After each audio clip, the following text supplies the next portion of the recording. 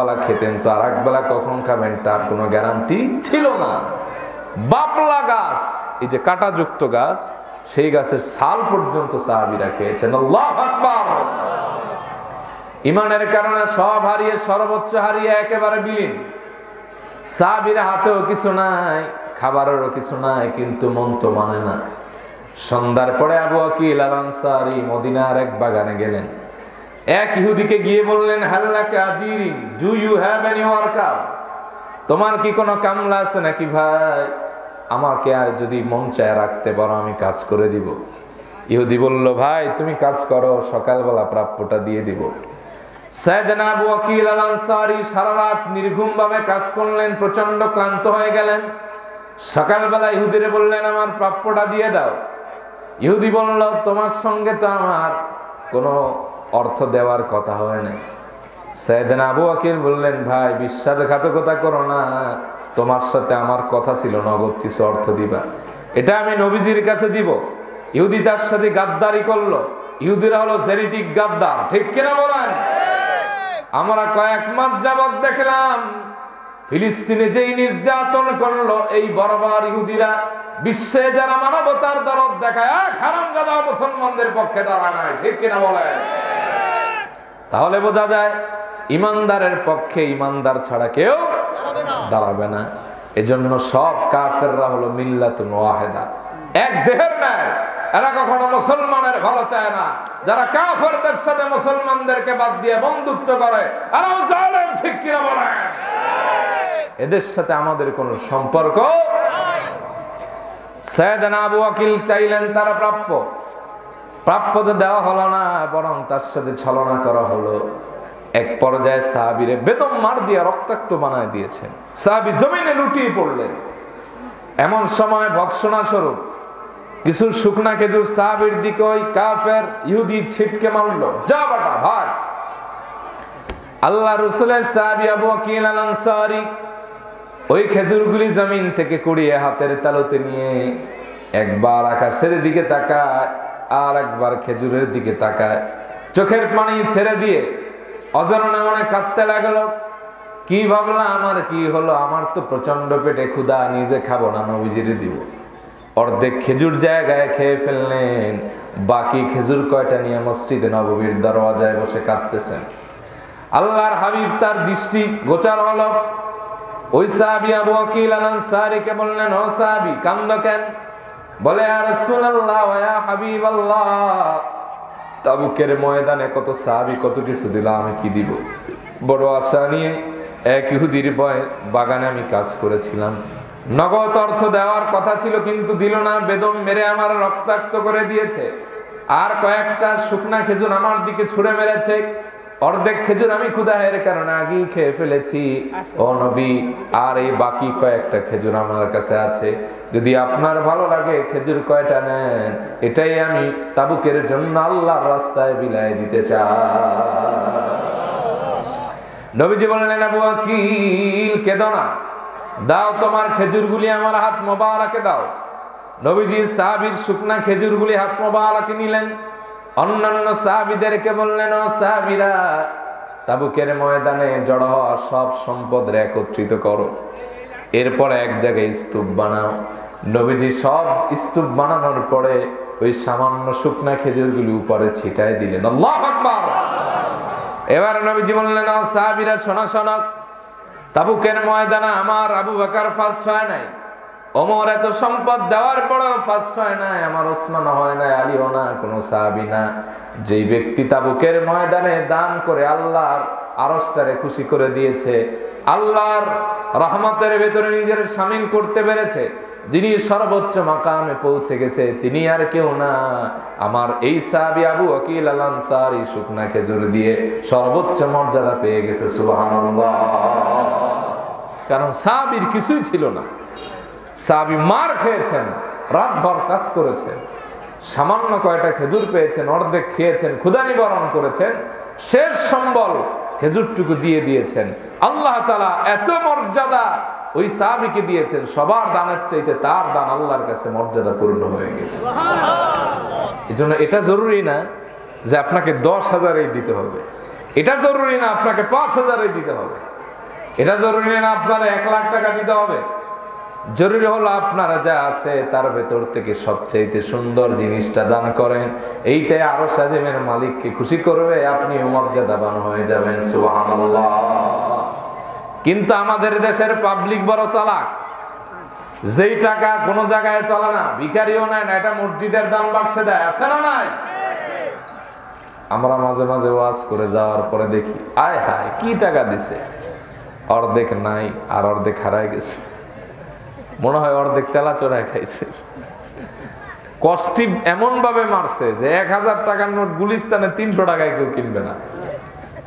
চিন্তা করে হুজুর মানুষ দিয়ে দিয়ে যা আছে কপালে দেখা যাবে সকালে। কথা কম। একবার এক জায়গায় আমি ঈদের জামাত পড়ালাম, এক লোকে আইসা রুমাল টুমাল পরে আমার কপালে চুমা, হাতে চুমা দিয়ে স্যাপ লাগাই দিছে, এতগুলি টাকা পকেটে দিয়ে দিছে। আমি কি আয় হায়, ঈদের হাদিয়ার চাইতে তো এর হাদিয়া ভারী। রুমে গিয়ে খুলে দেখি সর্বনাশ, মানে 7.5 সর্বনাশ। 1 টাকা আছে আইসিইউতে, আর একটা ইমার্জেন্সিতে, একটা আছে পঙ্গু হাসপাতালে, আর একটা বার্নমুরিতে। কেন বললাম যে 1 টাকার টেম্পার শেষ, মনে হয় জানো এটা পানির তলে কয়েক ঘন্টা ছিল। এখন এটা এমন হয়েছে যে ইস্তারি দিয়ে এখন হিট দিলে একটু পরে আবার আগের মতো হয়ে যায়, বুঝতে পারছেন? আর অর্ধেকের অবস্থা এমন, সামনের 2টা নাম্বার নাই, পিছনে 1টা নাম্বার নাই, মাঝখানে কয়েকটা দেখলাম কয়েলে পড়ছে না বিড়ি খেয়ে পড়ছে আল্লাহ জানে, নাকি কোনো নেশাগ্রস্ত লোকের কাছে পড়ছিল, আল্লাহু আলাম। আর কিছুর অবস্থা হলো আপনার 1টা টাকা ছিঁড়ে গেছে, এই টাকার সাথে ওই অংশ মিলে না, আর এক সেরা টাকার কিছু অংশ কাইটা বুঝাকে ট্যাপ দিয়া লাগাইছে, তা উঠে গেছে। চিন্তা করছে হুজুর রে মাইরা দি যা করে আল্লাহ। এরকম পাবলিক আছে না নাই? যেই টাকা কোথাও চলে না ওই টাকা এসে মসজিদে দেয়, এরকম দুষ্ট লোক আছে না নাই? আর আমরা যেটা কোনো জায়গায় চলে না ওটা আল্লাহর নামে চালাই দিই। এক লোক রাস্তায় 500 টাকা পাইছে, টাকাটা পরে পাইছে, আশেপাশে তাকায় দেখে কেউ নাই, নিজের বলে বিসমিল্লাহ করে পকেটে ঢুকেছে। কিছু দূর যাওয়ার পরে তার বাড়ি যেতে সাঁকো বলে না, আপনাদের দেশে কি বলে? সাঁকো। এই সাঁকো পার হতে গিয়া টাকাটা ফুট করে পড়ে গেছে পানিতে। যদিও গল্প, কিন্তু বুঝানোর জন্য, সত্য মিথ্যা আল্লাহু আলাম। তো বেচারা এই টাকার শোকে লাভ দিয়া পানির ভিতরে নামছে। এখন এই টাকা তো আর খুঁজে পায় না, তার বউরে খোঁজায় নিয়ে আসছে। বউও নামছে, পায় না, ছেলেরে আনছে, তাও পায় না। খুঁজতে খুঁজতে মাগরিব হয়ে গেছে। তখন তার বউ বলতেছে, আরে মিয়া হাম্মক, এই 500 টাকা খুঁজতে গিয়ে তো তোমার 1000 টাকার ঔষধ লাগবে, এখন চলো। তো বাড়িতে 1 কদম দেয় আর পেছনের দিকে তাকায়, পরে কয় বউ আল্লাহ যা করে ভালোর জন্য করে, 500 টাকা তো জানের সদকা দিয়ে দিলাম। কার টাকাকে সদকা দেয়? তুমি যদি সদকাই দিবা তাহলে আগে দিলা না কেন? আমাদের অবস্থা হলো যেটা কোথাও চলে না ওইটা এনে আল্লাহর রাস্তায় চালাইতে চায়। কথা কম ঠিক কিনা? আল্লাহর রাস্তায় দিবেন সবচেয়ে সুন্দরটা, সেরা টাকা দিবেন কেন? দিবেন সবচেয়ে কসকসে টাকাটা। একজন ভিখারিরে যদি আপনি সেরা একটা 10 টাকার নোট দেন, সেতে খুশি হবে না। কিন্তু ওই একই লোককে যদি আপনি 10 টাকার একটা কসকসে নোট দেন, এমন একটা হাসি দিবে যে আরশ কাঁপায় দিতে পারে। ঠিক না? এজন্য দান করবেন। ইন্নাস সাদাকাতা লা তুতফিউ গাদাবার রাব্বি ওয়া তাদফাউ মিতাতাসু। দান করলে আল্লাহ পাকের রাগ কমে যায়, অসম্মানজনক মৃত্যু থেকে আল্লাহ বান্দার হেফাজত করে। সুবহানাল্লাহ পড়ে। সাদাকাটা তারুদ্দুল বালা, সাদাকা করলে মুসিবত কমায় দেয় একজন, তিনি কে?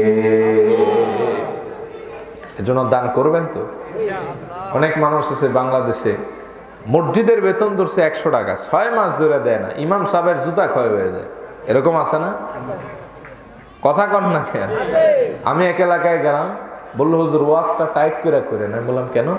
19 বছর ধরে কমিটির লোক এই টাকা দেয় না, আর পাবলিকের কথা কি কম।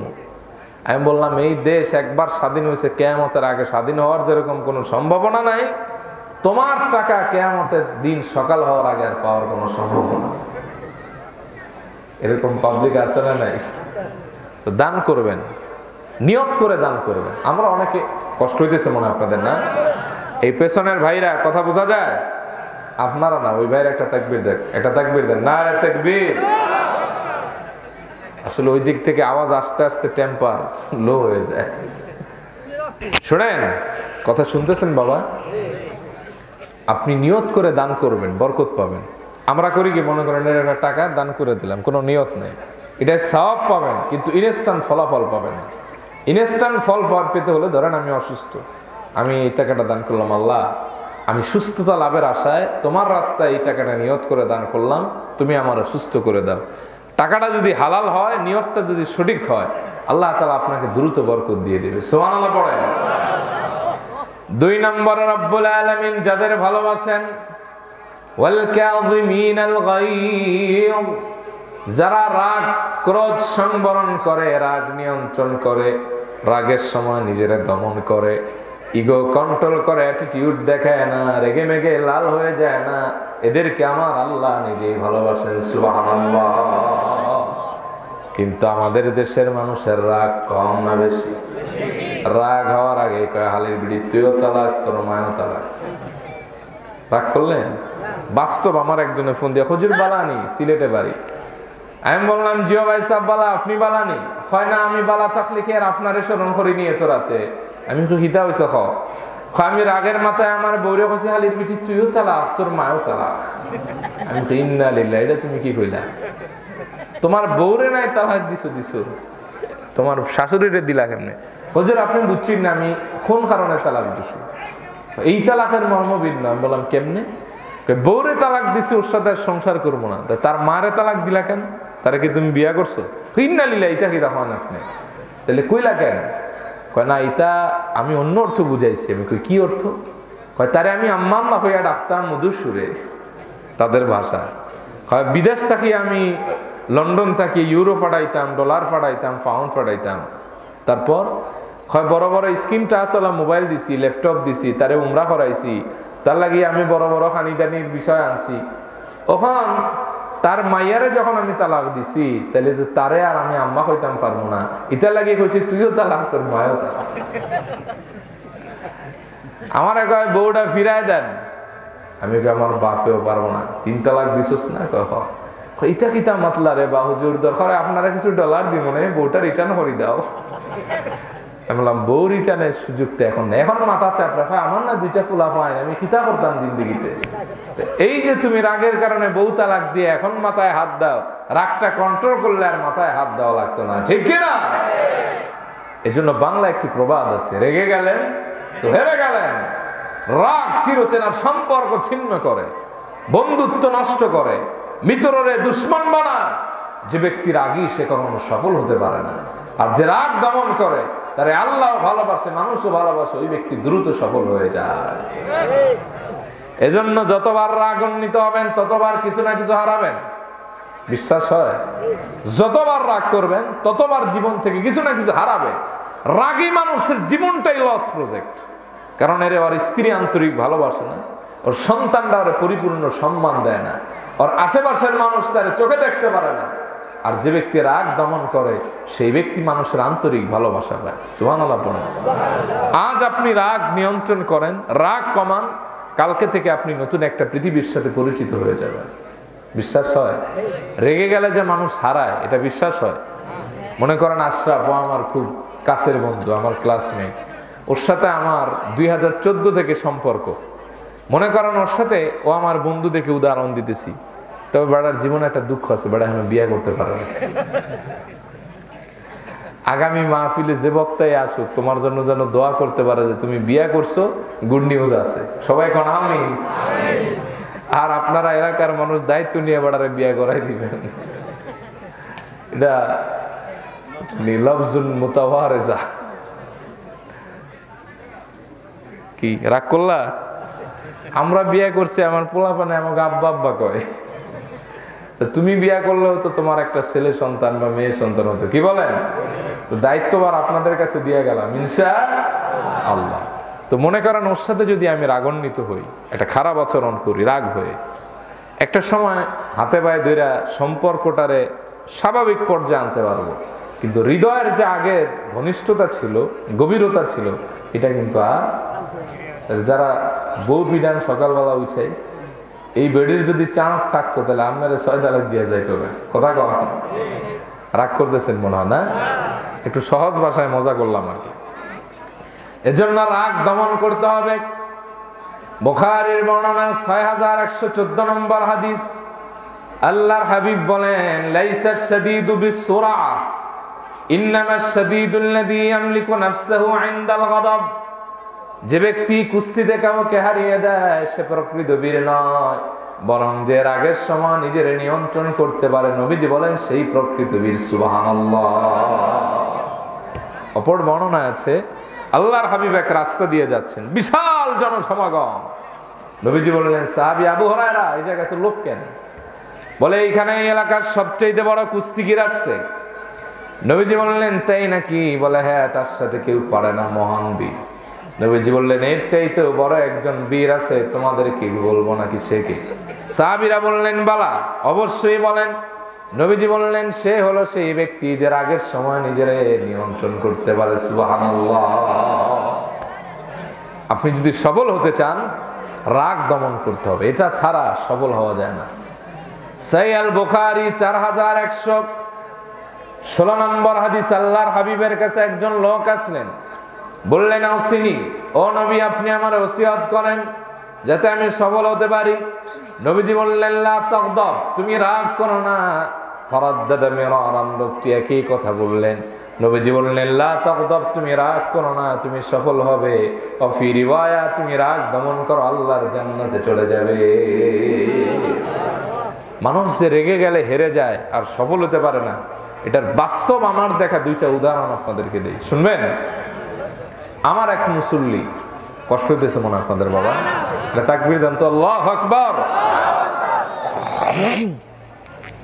আমার এক মুসল্লি আচার বিক্রেতা, আমার একদিন আচার টাচার খাওয়ায় বলতেছে, হুজুর দোয়া করেন আল্লাহ যেন বরকত দেয়। আমি দোয়া করলাম, পরে বললো, হুজুর আমার কিন্তু এই দিন ছিল না, আমার কিন্তু সুদিন ছিল জীবনে, তোমার এই দুর্দিন হলো কেন? বলে, আমি 1990-95-তে আপনার সৌদি আরব ছিলাম। ওই সময় আমার বেতন ছিল প্রায় 1 লাখ ওই আমলে। বলে, ভালো একটা কোম্পানিতে চাকরি করতাম বা কফিলের আন্ডারে। তখন বলতেছে, তা আপনি আসলেন কেন এই বাংলাদেশে, আর আচার বিক্রি করেন কেন? বলে, হুজুর আমার রাগ ছিল বেশি, কথায় কথায় একদিন কফিলের সাথে তর্ক লাগছে, এই আরবিরে পিডায় মাথা পড়ায় ফেলেছে। আমি বললাম, তারপর? এক ওয়াজের ভিতরে আর এক ওয়াজ হয় না। তারপর তখন সে বলল যে, আমি যখন তার মাথা ফাটায় ফেললাম, এরপরে আমার তো জেল হলো, পাসপোর্টে লাল সিল পড়লো, বাংলাদেশে ফেরত দিয়ে দিল। ওই যে ঋণ করে বিদেশ গেছি, ঋণও দিতে পারি না। আর ওই যে এত সুন্দর একটা চাকরি ছাড়ায়া বাকি জিন্দিগিতে এই টেনশনে হার্টের রোগ, এই রোগ, সেই রোগ, এখন আমি রাস্তায় এসে দাঁড়াইছি। ওই দিন যদি আমি রাগ নিয়ন্ত্রণ করতাম তাহলে আমার জীবনে এই দুর্দিন আসতো না। ঠিক কিনা বলেন? তা এই রাগের কারণে তার কি ভালো হইলো না খারাপ হইলো? আমার পরিচিত একজন লোক, বিশাল মানের শিক্ষিত, হ্যাঁ, এক কলেজের প্রফেসর ছিল, রানিং প্রিন্সিপালের সাথে ছুটি ছাড়া নিয়ে দ্বন্দ্ব হয়েছে, চেয়ার দিয়ে পিটায় বেচারার মাথা বাড়ায় ফেলেছে। হইছে মামলা, চাকরি শেষ, দিছে মুদি দোকান, লালবাতি চলে গেছে। কারণ রাগী মানুষ আবার দোকানদারি করবে, এত কাস্টমার পিটাইলে পারে, কথা কন। এরপর দিল হলো লাইব্রেরি, এটা এখন রেড লাইট জ্বলে গেছে, যে কোনো